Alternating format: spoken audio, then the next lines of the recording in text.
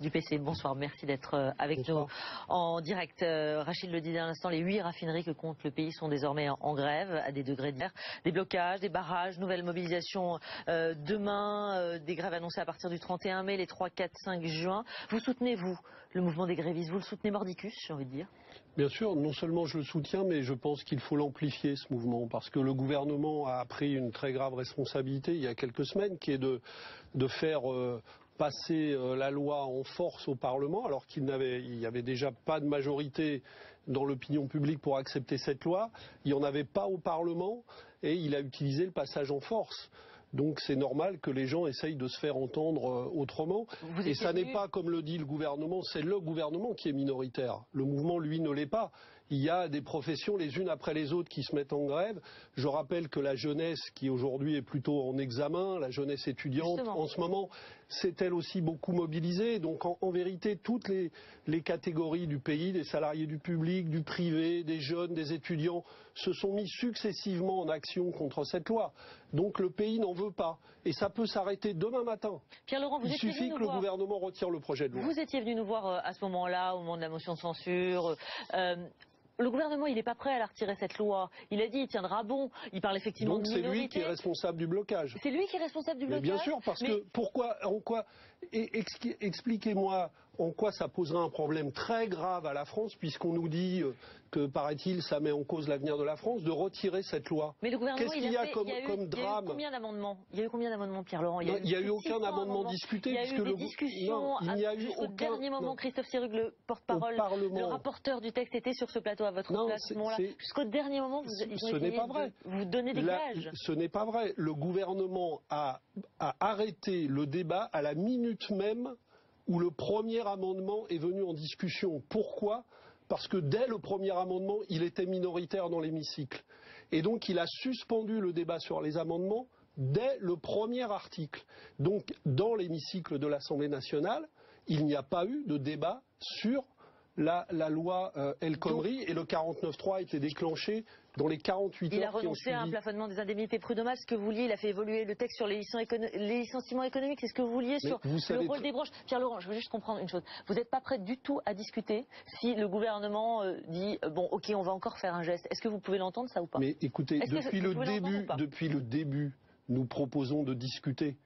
Nous disons que l'essence de ce texte est mauvaise et qu'on peut discuter d'un véritable projet de sécurisation de l'emploi. Le gouvernement ne veut pas discuter, emploie des termes comme ceux qu'emploie encore aujourd'hui Manuel Valls. Nous allons passer en force. Il n'a plus que ça à la bouche. Nous allons passer en force, nous allons utiliser les forces de police. En vérité, il y a un pays qui ne veut pas de ce projet de loi. Pourquoi est-ce que ce serait un drame? Je répète, pourquoi est-ce que ce serait un drame de retirer le projet et d'ouvrir une autre discussion? Ça arrive sur d'autres sujets. Pourquoi est-ce que le gouvernement s'acharne alors que ce projet de loi qui vise à la précarisation généralisée du travail, le pays n'en veut pas? Pierre-Laurent, aujourd'hui, près de 2 tiers des Français souhaitent que les grèves et les blocages prennent fin. C'est pas une minorité aujourd'hui qui prend en otage, comme le dit Myriam El Khomri, les Français. Regardez, les citoyens, les travailleurs, les salariés qui sont mis en difficulté. Vous parliez des étudiants. D'abord sur le vocabulaire. Arrêtez avec les mots comme les otages. Les otages, c'est une question sérieuse. Et on l'a vu l'année dernière, au moment où il y a vraiment eu des prises d'otages dans ce pays, dramatiques. Donc les grévistes ne sont pas des preneurs d'otages. Les grévistes sont des gens, sont des salariés, vous avez vu les sont des salariés, Pierre-Laurent, vous avez vu les salariés qui vivent pour certains avec le SMIC, pour d'autres un peu plus, et qui défendent leur salaire, leurs conditions de travail, leur emploi. Est-ce que ça vous validez ça? Attendez, est-ce que vous validez ça, Pierre-Laurent? Pas au détriment, justement, ils défendent l'intérêt général. Attendez, Pierre-Laurent, juste un chiffre. Si cette loi est adoptée, quand vous bloquez une raffinerie avec 10 à 15 personnes, quand la CGT représente 2,6% des salariés, que la CGT n'a aucune contrainte, elle peut faire ce qu'elle veut puisque 95% de ses revenus c'est des subventions. Elle n'a aucun compte à rendre à personne. Arrêtez avec ce discours. Bah non, c'est pas un discours, ça ne représente, c'est pas plus. Ça aussi c'est un coup de force finalement. François Hollande disait en 2012, quand on attaque les syndicats, on attaque les salariés. Il devrait s'en souvenir. Les syndicats, ce sont des organisations qui défendent les salariés. Et le problème de ce projet de loi, c'est que s'il est adopté, et c'est pour ça qu'il y a tant de salariés les uns après les autres, ne dites pas c'est 15 personnes. Il y a des millions. Il y a eu des votes, c'était 15 depuis 3 mois, il y a des millions de gens qui à un moment donné ou à un autre, se sont mis en mouvement. Il y en a eu sur Internet qui ont signé des pétitions, il y en a qui se mettent en grève, il y en a qui le manifestent sur une autre chose. Il y a des millions de gens qui ne veulent pas de ce projet de loi. Arrêtez de dire que c'est quelques dizaines de personnes. Question très précisément. On a vu pendant les manifestations de 95, de 2003, de 2010, 2 à 3 millions de personnes qui défilaient à chaque manifestation contre diverses lois type retraite. Aujourd'hui, je me pose la question, où sont les salariés du privé? Ils ne sont pas dans la rue. C'est une question.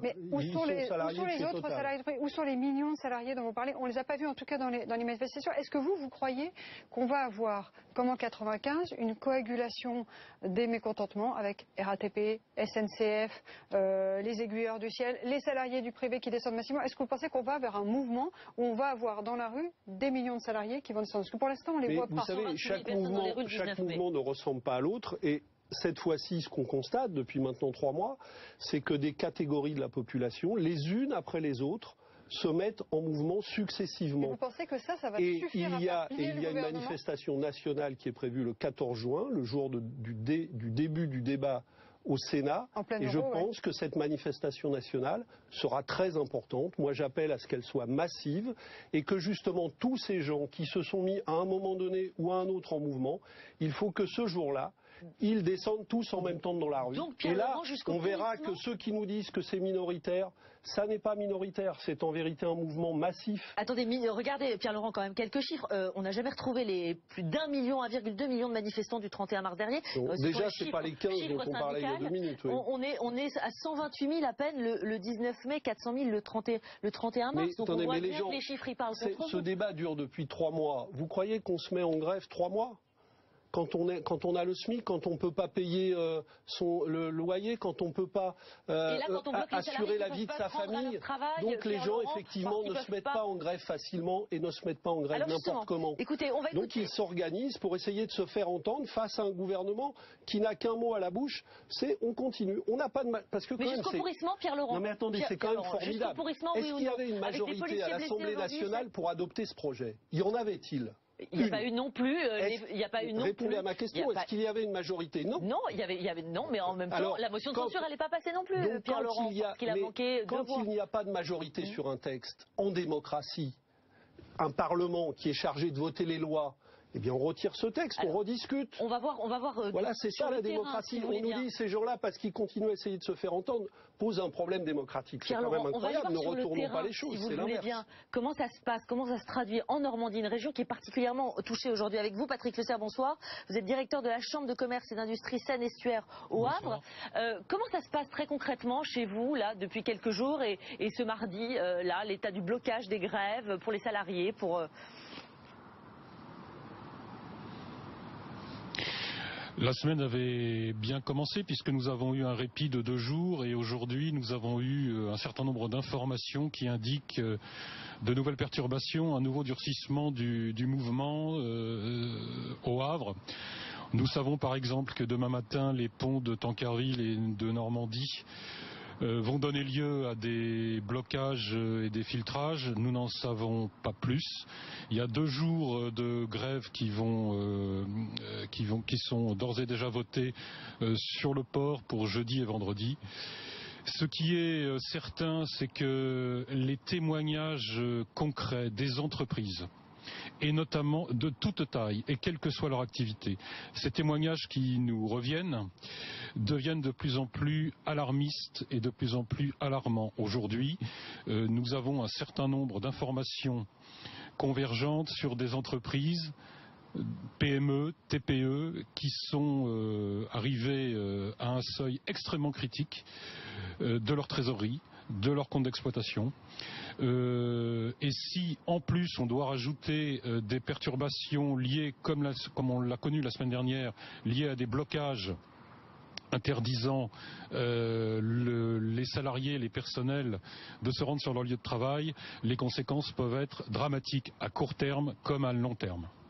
Merci beaucoup Patrick Le Serre. Juste un mot, cette loi, en tout cas dans sa deuxième version, est-ce que considérez-vous que le gouvernement doit poursuivre néanmoins? Il doit continuer à tenir tête?